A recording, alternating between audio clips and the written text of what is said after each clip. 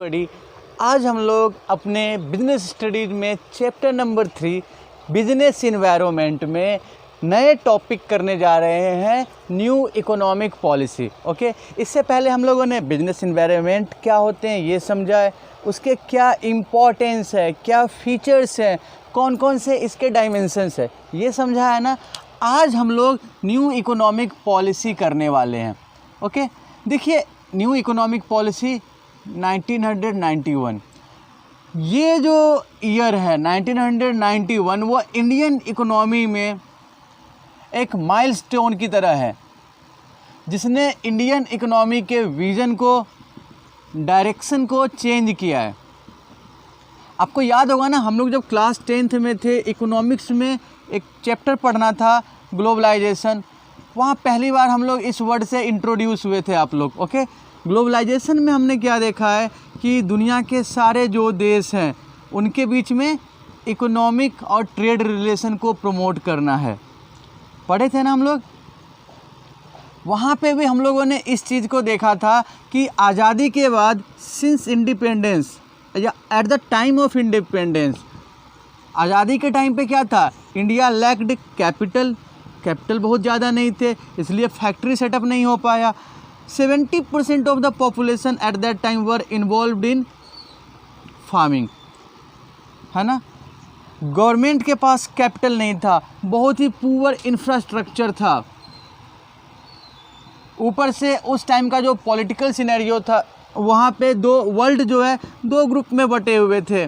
ठीक है, हम लोग अभी इसके डिटेल में नहीं जा रहे हैं, बस एक बार देखते हुए चल रहे हैं। ठीक है, इंडिया के सामने काफ़ी चैलेंज थे, तो इंडिया ने क्या किया, अपने जो लोकल प्रोड्यूसर और रिसोर्सेज हैं उसी पे फोकस किया। इंडिया की जो इकोनॉमी थी काफ़ी हद तक फॉरेन एडेड इकोनॉमी थी और कुछ हद तक क्लोज्ड इकोनॉमी कह सकते हैं।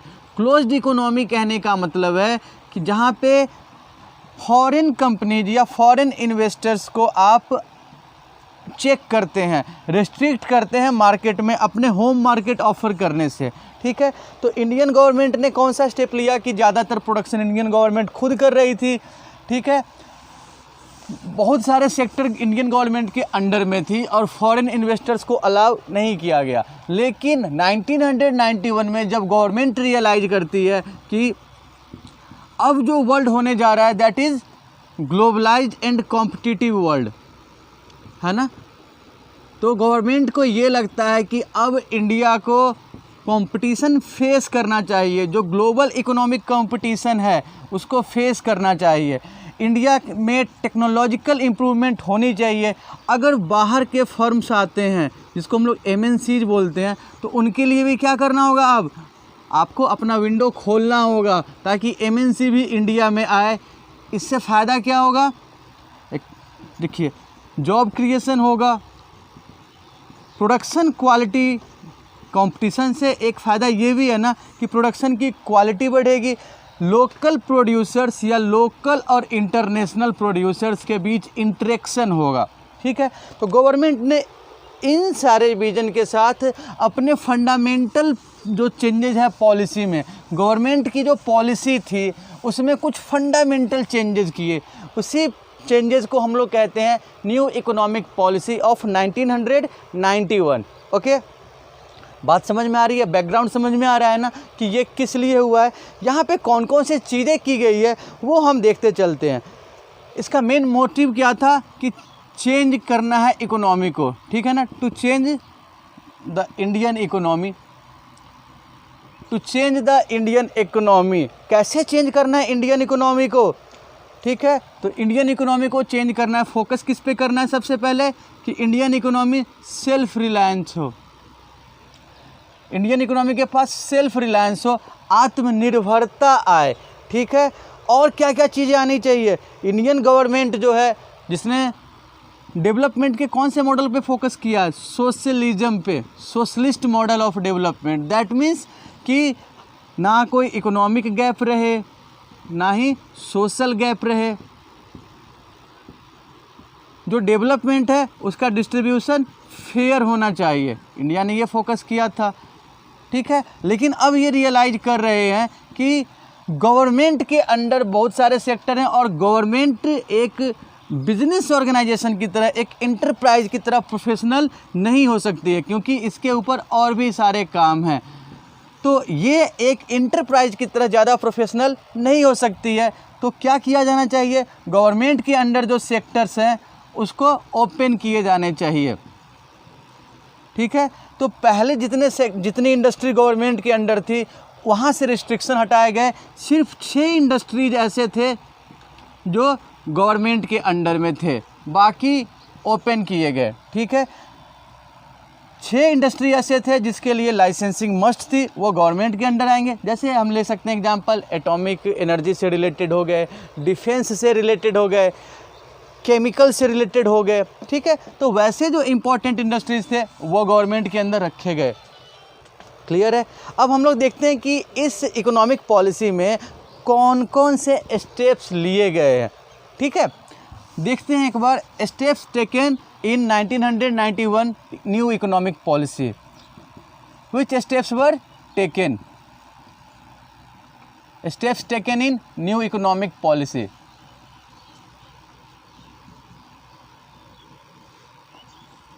Okay, steps taken in new economic policy. The first step taken was reduction of industries up to 6. Okay, so total number of industries was reduced which were earlier under the control of government. Okay, reduction of industries up to 6 under the government. ठीक है ना। Second step हम लोग क्या देखते हैं कि disinvestment को अलाउ किया गया, डिसइन्वेस्टमेंट को एडॉप्ट किया गया। ठीक है, डिसइन्वेस्टमेंट का मतलब क्या होता है? इन्वेस्टमेंट हम क्या करते हैं, किसी नए फर्म में पैसा लगाते हैं, एक्वायर करते हैं। डिसइन्वेस्टमेंट का मतलब क्या है कि जो गवर्नमेंट सेक्टर है उसका कुछ सर्टेन परसेंटेज और स्टेक गवर्नमेंट क्या करेगी, बेचेगी प्राइवेट के हाथ में। ठीक है, सो डिसइन्वेस्टमेंट को अलाउ किया गया इंडियन इकोनॉमी में। उसके बाद क्या किया गया कि फॉरेन इन्वेस्टमेंट को अट्रैक्ट करने का प्लान बनाया गया। कैसे अट्रैक्ट कर सकते हैं फॉरेन इन्वेस्टमेंट को? टैक्स बैरियर को मिनिमाइज करके, टैक्स मिनिमाइजेशन। उसके बाद ना, जैसे मान लीजिए अपने यहाँ कोई बाहर की कंपनी इन्वेस्ट करना चाह रही है, तो गवर्नमेंट के जो प्रोसेस हैं, जो लाइसेंसिंग के प्रोसेस हैं, लीगल प्रोसेस हैं, वो अगर बहुत ज़्यादा होंगे, ठीक है ना, तो क्या होगा, बहुत ज़्यादा होगा तो टाइम भी लगेगा, उनका कॉस्ट बढ़ेगा, तो वो यहाँ नहीं आना चाहेंगे। कोई भी एमएनसी वहाँ मूव करना चाहती है, वहाँ शिफ्ट करती है जहाँ पे टैक्स बर्डन कम हो, लीगल बर्डन कम हो, फॉर्मेलिटीज़ मिनिमाइज हो, मिनिमल फॉर्मेलिटीज़ हो। तो यहाँ पे भी यही चीज़ किया गया कि चाहे वो बर्डन लीगल हो, टैक्स से रिलेटेड हो, लाइसेंसिंग से रिलेटेड हो, इन सबको क्या किया गया है, मिनिमाइज किया गया। ज़्यादा से ज़्यादा फैसिलिटीज़ प्रोवाइड की गई ताकि फॉरेन कैपिटल इंडिया की तरफ आए, फॉरेन प्लेयर्स जो हैं वो इंडिया में इन्वेस्ट करें। इंफ्रास्ट्रक्चर पे फोकस किया जाएगा, इंफ्रास्ट्रक्चर्स पे फोकस किया गया। ठीक है, उसके बाद फॉरेन इन्वेस्टमेंट को प्रमोट करने के लिए, फॉरेन ट्रेड को प्रमोट करने के लिए, ठीक है, एक बोर्ड बनाया गया, foreign investment promotion board. establishment of foreign investment promotion board। आ रही है बात समझ में? क्या कोशिश किया जा रहा है कि प्राइवेट सेक्टर को भी अलाउ किया जाए, डिसइन्वेस्टमेंट किया जा रहा है। गवर्नमेंट कोशिश कर रही है कि फॉरेन इन्वेस्टमेंट को इंडिया लाया जाए। फॉरेन इन्वेस्टमेंट को अट्रैक्ट करने के लिए जो भी एसेंशियल या नेसेसरी स्टेप्स हैं, गवर्नमेंट वो स्टेप्स लेने से पीछे नहीं हट रही है, गवर्नमेंट वो स्टेप्स लेने को तैयार है। ठीक है, ये स्टेप्स इंडियन इकोनॉमी के लिए नए थे क्योंकि गवर्नमेंट ने पहले ऐसा नहीं किया है। फॉरेन इन्वेस्टमेंट को प्रमोट करने के लिए, बढ़ाने के लिए एक अलग से बोर्ड बनाया गया, foreign investment promotion board. Okay, clear है। अब देखिए जो ये न्यू इकोनॉमिक पॉलिसी है, ये बेसिकली इनमें 3 चीज़ें आती हैं। हम लोग बारी बारी से देखते हुए चलेंगे। बेसिकली ये 3 चीज़ों को रिप्रेजेंट करते हैं, इंडिकेट करते हैं। पहला हम लेके चलेंगे लिबरलाइजेशन। लिबरलाइजेशन हम लोग पढ़े हैं ना कि उदारवादी नीति, लिबरेट करना, फ्री करना, फ्री इन द सेंस जो भी बैरियर्स है उसको हटाना। एक एक करके देखते चलते हैं। लिबरलाइजेशन हो गया, प्राइवेटाइजेशन हो गया और ग्लोबलाइजेशन हो गया। ठीक है, प्राइवेटाइजेशन एंड ग्लोबलाइजेशन एक एक करके देखते हैं। सबसे पहले लेके चलते हैं हम लोग लिबरलाइजेशन को। ओके, लिबरलाइजेशन में क्या है कि जो भी बैरियर्स हैं, पहले जो रिस्ट्रिक्शंस हैं उसको ख़त्म करना है। देखिए अपने यहाँ का जो सिस्टम था जिसको आप लोग कहते हैं रेड टेपिज्म या ब्यूरोक्रेसी, ठीक है ना, वहाँ पे क्या था कि एक तो कोई बिजनेस स्टार्ट करने जाइए तो लाइसेंस लेने में काफ़ी टाइम लगता था। ठीक है, इसको ख़त्म किया गया कि इजी लाइसेंसिंग प्रोसेस हो, चाहे वो हमारे डोमेस्टिक प्रोड्यूसर हो या बाहर के एमएनसी हो। अगर आप लाइसेंसिंग को आसान बनाते हैं तो लोग बिजनेस करने में आगे आएंगे। ठीक है ना, तो यहाँ पे ये कोशिश की गई कि लाइसेंसिंग को इजी किया जाए, इजी लाइसेंसिंग। ठीक है, आसानी से हर आदमी व्यवसाय करने के लिए आगे आए, उसको फैसिलिटीज़ मिले। ठीक है, तो लाइसेंसिंग को इजी किया जाए। एंड ऑफ बैरियर्स, जो भी रुकावटें हैं या बाधा हैं, चाहे वो टैक्स से रिलेटेड हो, चाहे वो लाइसेंसिंग से रिलेटेड हो, चाहे वो फिनेंशियल असिस्टेंस से रिलेटेड हो, चाहे वो इंफ्रास्ट्रक्चर से रिलेटेड हो, चाहे वो ट्रेनिंग से रिलेटेड हो, गवर्नमेंट की तरफ से वो प्रोवाइड किए जाएंगे। जो भी बैरियर्स हैं उनको रिमूव किए जाएंगे। सो रिमूवल ऑफ बैरियर्स। ठीक है, उसके बाद हमने क्या देखा है कि टैक्स असिस्टेंस या टैक्स रिडक्शन। जब हम गवर्नमेंट अपने लेवल से टैक्स रिड्यूस करेगी तो बिजनेस ऑर्गेनाइजेशन को प्रॉफिट होगा। जब प्रॉफिट ज़्यादा होगा, ठीक है, तो आपके यहाँ लोग और इन्वेस्ट करेंगे, बिजनेस आगे बढ़ेगा। ठीक है, तो उनका कॉस्ट मिनिमाइज हो, टैक्स रिडक्शन किया गया, इसको ध्यान में रख के। और उसके बाद हम देखते हैं कि गवर्नमेंट के तरफ से जैसे जो टैक्स वगैरह होते हैं, इंटरनल टैक्स कह सकते हैं, एक देश के भीतर स्टेट टू स्टेट जो मूवमेंट ऑफ गुड्स और सर्विस है, या बाहर से जो गुड्स और सर्विस का मूवमेंट इंडिया की तरफ हो रहा है या इंडिया से बाहर की तरफ जा रहा है, तो उस पर जो रेस्ट्रिक्शन है उसको मिनिमाइज किया जाए। ठीक है, so minimization of restriction over restrictions on movement of goods and services.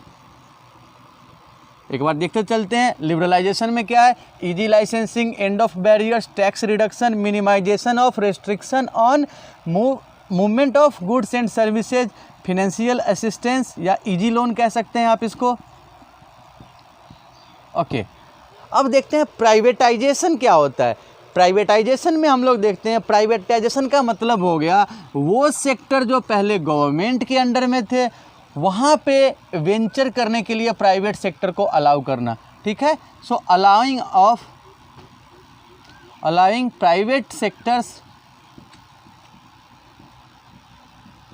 To venture in industries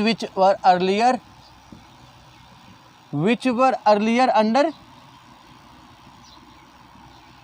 government control.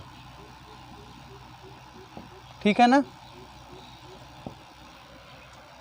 जो सेक्टर पहले निजीकरण, निजी उद्योगपतियों के हाथ है, निजी उद्योगों के अंडर में सौंपना, प्राइवेटाइज करना, प्राइवेटाइजेशन। ठीक है, इसमें क्या था कि जहाँ पहले गवर्नमेंट के अंडर में है उसमें स्टेक बेचना, जिसको हम लोगों ने डिसइन्वेस्टमेंट कहा है ना, तो क्या हुआ इसमें, क्या होगा गवर्नमेंट की तरफ से स्टार्टिंग ऑफ डिसइन्वेस्टमेंट, यानी जो सेक्टर बहुत अच्छा परफॉर्म नहीं कर रहा है, ठीक है, उसको ज़्यादा प्रोफेशनल बनाने के लिए, वहाँ प्रोडक्शन को इम्प्रूव करने के लिए उसमें प्राइवेट सेक्टर्स को भी शामिल किया जाए। प्राइवेट सेक्टर्स के हाथों कुछ स्टेक उनको बेचा जाए, प्राइवेट सेक्टर्स को कुछ शेयर दिए जाए। ठीक है, जिससे वहाँ पे क्या लाया जा सके, प्रोफेशनलिज्म लाया जा सके, उसको ज़्यादा से ज़्यादा प्रोफेशनल बनाया जा सके। ठीक है। इसको हम कह सकते हैं कि यहाँ पे क्या था कि डिल्यूशन हुआ है, स्टेट गवर्नमेंट सेक्टर और प्राइवेट सेक्टर का आपस में कोलैबोरेशन हो रहा है, यही चीज़ देख रहे हैं ना। So dilution of the stake of government, यहाँ पे यही हो रहा है ना, dilution of the stake of government, stake means share, okay. और ये देखते हैं ग्लोबलाइजेशन, ग्लोबलाइजेशन का मतलब क्या हुआ कि ठीक है, coming together of various economies, दुनिया के सारे देश अलग अलग इकोनॉमी एक साथ आते हैं, उनके बीच में क्या हो रहा है, ट्रेड रिलेशन बढ़ रहे हैं, ठीक है, ट्रेड रिलेशन बढ़ रहे हैं। हर कंट्री अपने यहाँ बाहर के एमएनसीज को अट्रैक्ट कर रही है, बुला रही है अपने यहाँ पे, ठीक है। अपने यहाँ के जो लोकल प्रोड्यूसर्स हैं, लोकली प्रोड्यूस्ड गुड्स को इंटरनेशनल मार्केट मिले, उसके लिए प्लानिंग कर रही है। बात समझ, ग्लोबलाइजेशन का मतलब ही हुआ कि लोकली प्रोड्यूस्ड गुड्स को क्या करना है, इंटरनेशनल मार्केट में बेचना है। अपने यहाँ पे जो फैसिलिटीज़ है उसके थ्रू अट्रैक्ट करना है फॉरेन प्लेयर्स को, बड़े बड़े एमएनसीज को अट्रैक्ट करना है। So globalization means simply integration of various economies, it involves increased interaction of nations, कह सकते हैं। यहाँ पे देखिए, इस रिलेशन को इम्प्रूव करने के लिए आप देखते होंगे तो जो भी अलग अलग देश हैं उनके बीच में पॉलिटिकल रिलेशन इम्प्रूव किए जाते हैं, ठीक है ना। न्यूज़ वगैरह में देखते हैं ना, जैसे बराबर न्यूज़ आता है कि भारत और अमेरिका के राष्ट्रपति जो हैं या जो भी कंट्री के हेड हैं, रिप्रेजेंटेटिव है, उनके बीच में काफ़ी इम्पॉर्टेंट मीटिंग हुई, जिसमें पॉलिटिक्स, जिसमें स्पोर्ट्स, साइंस, ट्रेड, इन सब से रिलेटेड डिसीजन लिए गए। तो आप देखिएगा कि आज की डेट में इंटरनेशनल पॉलिटिक्स में ये चीज़ सबसे ज़्यादा इम्पॉर्टेंट है। जो भी रिश्ते बन रहे हैं किसी दो देश के बीच में, या जो भी अच्छे या बुरे रिलेशन है, उसके रूट में आप देखिएगा तो ट्रेड ही दिखाई देगा आपको। बात समझ में आ रही है। तो यहाँ पे क्या है, ग्लोबलाइजेशन में गवर्नमेंट के तरफ से वो स्टेप्स लिए जाएंगे जो फॉरेन इन्वेस्टमेंट को अट्रैक्ट करेगा, वो स्टेप्स लिए जाएंगे जो इंडिया में प्रोड्यूस्ड गुड्स को इंटरनेशनल मार्केट प्रोवाइड करेगा। बात समझ में आ रही है ना। यहाँ पे हम कह सकते हैं ना कि इसके लिए जो भी कदम लेने पड़े, चाहे आपको लीगल बर्डन जो है वो मिनिमाइज करना पड़े, चाहे आपको टैक्स रिडक्शन करना पड़े, इंफ्रास्ट्रक्चर पे इन्वेस्टमेंट करना पड़े, सभी तरह के कदम इसमें उठाए जाएंगे। तो हम ये देखते हैं कि न्यू इकोनॉमिक पॉलिसी जो हमारे इकोनॉमी के लिए एक माइलस्टोन की तरह है, उसने इंडियन इकोनॉमी के एम को चेंज किया, डायरेक्शन को चेंज किया, इंडियन इकोनॉमी का जो तरीका था उसको हमेशा के लिए चेंज कर दिया है, ठीक है। तो मैं उम्मीद करता हूं कि आज के इस टॉपिक को हम लोग अच्छे से समझ चुके होंगे। अगर फिर भी आपको कहीं कोई कन्फ्यूज़न होती है तो हम लोगों का जो डाउट क्लियर करने के लिए जो इंटरेक्टिव सेशन होता है उसमें प्लीज़ आप लोग अपने क्वेश्चन रखिएगा। Thank you.